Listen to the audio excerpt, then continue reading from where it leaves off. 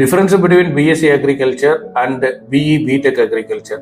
So இந்த வீடியோவில் BSc agriculture என்ன படிப்போம், பிஇ பிடெக் அக்ரிகல்ச்சர்னா நம்ம அதில் என்ன படிப்போம், இந்த பிஎஸ்சி அக்ரிகல்ச்சர் பிடெக் அக்ரிகல்ச்சர் படிக்கணும்னா என்ன எலிஜிபிலிட்டிஸ், இதோட ஃபீஸ் ஸ்ட்ரக்சர் எவ்வளோ இருக்கும், அப்புறம் ஜாப் ஆப்பர்ச்சுனிட்டிஸ் எப்படி இருக்கு, எதில் நல்ல ஆப்பர்ச்சுனிட்டிஸ் இருக்கு, ஃபியூச்சர் நல்லா இருக்கும் அப்படிங்கிறத பற்றி தான் இந்த வீடியோவில் பார்க்க போகிறோம்.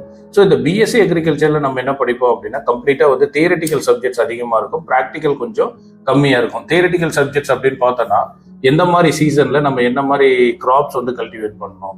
இப்போ மழை காலம்னா அங்க நெல் நம்ம விளைக்கலாமா, இல்ல வெயில் காலமா அப்படின்னா வெயில் காலத்துல என்னென்ன கிராப்ஸ் நம்ம ஏரியால கல்டிவேட் பண்ண முடியும். ஃபார் எக்ஸாம்பிள் இப்போ சவுத் இந்தியாவில் ஒரு கிளைமேட்டிக் கண்டிஷன் இருக்கும், நார்த் இந்தியாவில் ஒரு கிளைமேட்டிக் கண்டிஷன் இருக்கும். ஸோ சவுத் இந்தியன் கிளைமேட்டுக்கு நம்ம என்ன மாதிரி விவசாயம் பண்ணணும், நார்த் இந்தியன் கிளைமேட்ஸுக்கு நம்ம என்ன மாதிரி அக்ரிகல்ச்சர், என்ன மாதிரி விவசாயங்கள்லாம் பண்ணலாம். ஸோ இப்போ ஒவ்வொரு சாயிலுக்கு ஏற்ற மாதிரி, இப்போ பிளாக் சாயில்னு சொல்லுவாங்க, ரெட் சாயில்னு சொல்லுவாங்க, மட் சாயில்னு சொல்லுவாங்க. அப்போ இந்த களிமண் இருக்கிற ஏரியாவில் என்ன விவசாயம் பண்ணணும், அதே செம்மண்ணா இருக்கிற ஏரியாவில் என்ன விவசாயம் பண்ணணும், முரம்பு மண்ணுன்னு சொல்லுவாங்க, அந்த மாதிரி இடத்துல நம்ம என்னெல்லாம் கல்டிவேட் பண்ணணும் அப்படிங்கிறத பற்றி தான் பிஎஸ்சி அக்ரிகல்ச்சரில் மேஜராக பார்ப்பாங்க. அதுக்கப்புறம் ஒரு கிராப்ஸுக்கும் ஏதாவது டிசீஸ் வந்துச்சுன்னா என்ன மாதிரி பெஸ்டிசைட்ஸ் யூஸ் பண்ணணும், ஆர்கானிக் பெஸ்டிசைட்ஸ் என்ன இருக்கு, அப்புறமேட்டு இன்ஆர்கானிக் பெஸ்டிசைட்ஸ் என்னென்ன இருக்கு அப்படின்னு சொல்லி இதை பத்தி படிக்கிறது தான் பிஎஸ்சி அக்ரிகல்ச்சர். இந்த பிஇ பிடெக் அக்ரிகல்ச்சர்ல நம்ம என்ன படிப்பாங்கன்னா கம்ப்ளீட்டா இங்க பாத்தீங்கன்னா தியரிட்டிக்கல் விட பிராக்டிக்கல் கொஞ்சம் அதிகமா இருக்கும். கம்பேரிட்டிவா பிஎஸ்சி அக்ரிகல்ச்சரை கம்பேர் பண்ணும்போது பிஇ பிடெக் அக்ரிகல்ச்சர்ல நமக்கு பிராக்டிகல்ஸ் கொஞ்சம் அதிகமா இருக்கும். இந்த பிஇ பிடெக் அக்ரிகல்ச்சர் அப்படிங்கிறது பியூர் அக்ரிகல்ச்சர் கோர்ஸ் கிடையாது, இது இன்ஜினியரிங் கோர்ஸ். என்ன படிப்போம் அப்படின்னா இன்ஜினியரிங்ல அக்ரிகல்ச்சர் இன்ஜினியரிங் அப்படிங்கிறது ஒரு விவசாயம் பண்றதுக்கு நமக்கு என்னென்ன எக்யூப்மெண்ட்ஸ்லாம் இன்னைக்கு நம்ம யூஸ் பண்றோமோ அந்த எக்யூப்மெண்ட்ஸ் எல்லாம் எப்படி ப்ரொடியூஸ் பண்ணணும், அந்த எக்யூப்மெண்ட்ஸ்லாம் என்னென்ன தேவைன்னு எப்படி ரிசர்ச் பண்றது, அந்த ப்ரொடியூஸ் பண்ண எக்யூப்மெண்ட்ஸை எப்படி சேல்ஸ் பண்றது, அந்த சேல்ஸ் பண்ண எக்யூப்மெண்ட்ஸை கஸ்டமர்கிட்ட எப்படி எக்ஸ்பிளைன் பண்றது, அதுக்கப்புறம் அந்த மெஷின்ஸ்ல ஏதாவது ஃபால்ட் ஆனிச்சு அப்படின்னா அதுக்கு சர்வீஸ், குவாலிட்டியான சர்வீஸ் கொடுக்கறது. இதை பத்தி தான் பிஇ பிடெக் அக்ரிகல்ச்சர்ல பண்ணிட்டு இருப்பாங்க. இந்த ரெண்டு கோர்ஸ்ல எந்த கோர்ஸ்க்கு இந்த பீரியட்ல ஸ்கோப் அதிகமா இருக்கு. இப்ப ட்ரெண்டிங் பாத்தீங்க அப்படின்னா ஒரு 15 வருஷத்துக்கு முன்னாடி, ஒரு 20 வருஷத்துக்கு முன்னாடி ஒரு ஏக்கர்ல நம்ம நெல் விளைவிக்கணும் அப்படின்னா ஒரு ஏக்கர்ல நெல் நடுறதுக்கு 20 பேர் 25 பேர் அந்த காலத்துல வந்துட்டு இருந்தாங்க. இப்ப ஒரு ஏக்கர்ல நம்ம நெல் நடணும் அப்படின்னா ஆட்கள் பாத்தீங்கன்னா 4 பேர் 5 பேர் கூட வயல்ல கால் வைக்க மாட்டேங்கிறாங்க. ஸோ இன்னைக்கு நெல் நடுறதும் ஒரு மிஷின் தான் நெல் நடுது, நெல் அறுக்கிறதும் ஒரு மிஷின் தான் நெல்லை ஹார்வெஸ்ட் பண்றாங்க. அந்த நெல்லுல இருந்து நெல்லையும் பிள்ளையும் பிரிக்கிறது, நெல் அடிக்கிறது அப்படின்னு சொல்லுவாங்க, அந்த நெல் அடிக்கிறதும் மிஷின் தான் பண்ணுது, அந்த வைக்கோல சுத்துறதும் மிஷின் தான் பண்ணுது. அப்படின்னு பார்த்தோம்னா இன்னைக்கு அக்ரிகல்ச்சர்ல மெஷின்ஸ் இல்லாத எந்த வேலையுமே நடக்காது. ஸோ ஒரு காலத்துல 25-30 பேர் ஒரு ஏக்கருக்கு வேலைக்கு வருவாங்க. இன்னைக்கு பார்த்தோம் அப்படின்னா ஜஸ்ட் ஒரு 3 to 4 தான்.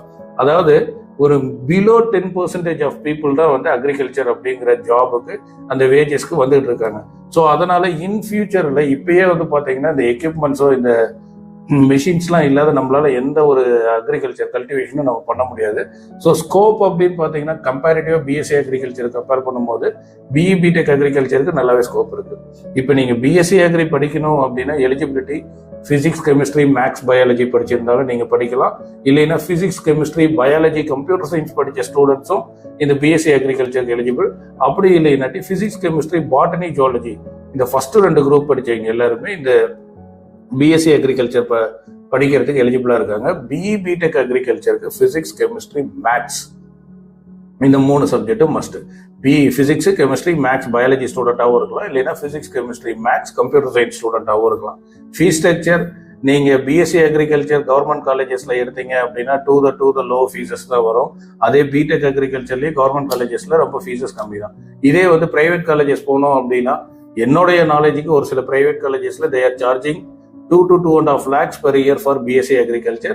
அதே பிஇ பிடெக் அக்ரிகல்ச்சர்ல பாத்தீங்கன்னா இது இன்ஜினியரிங் அப்படிங்கிற ஒரு பேக்ரவுண்ட்ல வரதுனால தேர் charging up to 80,000 to 1 lakh per year அப்படிங்கிற மாதிரி ஆவரேஜ் ஃபீஸ் ஸ்ட்ரக்சர்ஸ் போயிட்டு இருக்கு. ஜாப்ஸ் அப்படின்னு பார்த்தோம் அப்படின்னா பிஎஸ்சி அக்ரிகல்ச்சருக்கு state government job, central government jobs, அந்த மாதிரி எல்லா கவர்மெண்ட் ஜாப்ஸும் பிஎஸ்சி அக்ரிகல்ச்சர் ஸ்டூடெண்ட்ஸ் எழுதலாம். அக்ரிகல்ச்சர் ஆஃபீஸர் அப்படிங்கிற போஸ்டிங்ஸ்லாம் எழுதலாம். நிறைய பேங்கிங்ல வந்து ஸ்பெஷலிஸ்ட் ஆஃபீஸர் போஸ்டிங்ல எடுப்பாங்க அக்ரிகல்ச்சர் டிபார்ட்மெண்ட்ல, அந்த மாதிரி போஸ்டிங்க்கு போகலாம். இதே பிஇ பிடெக் அக்ரிகல்ச்சர்ல பிஎஸ்சி அக்ரிகல்ச்சர் படிச்ச ஸ்டூடெண்ட்ஸ் எங்கெல்லாம் போய் ஒர்க் பண்றாங்களோ அது எல்லாத்துக்கும் இவங்களும் எலிஜிபிளா இருப்பாங்க. அண்ட் இன்ஜினியரிங்க்குன்னு ஒரு சென்ட்ரல் கவர்மெண்ட் இண்டஸ்ட்ரீஸ்ல நிறைய இருக்கு. இந்த பெல் அப்படின்னு சொல்லுவாங்க, அப்புறமேட்டு ஐஓசிஎல் சொல்லுவாங்க, SAIL Steel Authority of India அப்படின்னு சொல்லி அந்த மாதிரி கம்பெனிஸ்லயும் இந்த பிஇ பிடெக் அக்ரிகல்ச்சர் முடிச்ச ஸ்டூடெண்ட்ஸ் எக்ஸாம் எழுதி போகலாம்.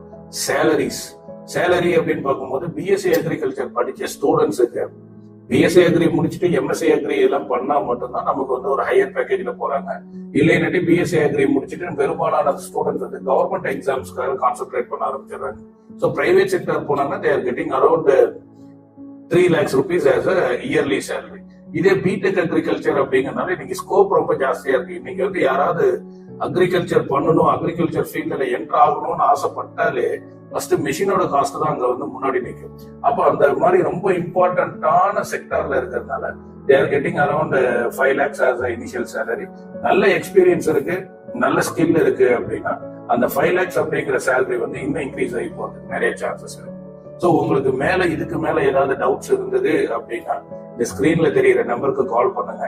என்னென்ன காலேஜஸ்ல உங்களுக்கு பிஇ பிடெக் அக்ரிகல்ச்சர் இருக்கு, என்னென்ன இடத்துல வந்து பிஎஸ்சி அக்ரிகல்ச்சர் இருக்கு, ஸோ அந்தந்த காலேஜஸ்ல எவ்வளவு ஃபீஸ் ஸ்ட்ரக்சர் அப்படிங்கிறது எல்லாமே நாங்கள் கம்ப்ளீட்டா உங்களுக்கு ஒரு கைடன்ஸ் கொடுப்போம். And then if you want to visit us directly நீங்க கால் பண்ணி கேட்டுட்டு நேர்ல வந்து அப்பாயின்மெண்ட் எடுத்துட்டு நேர்ல வந்து மீட் பண்ணுங்க. Okay, thank you.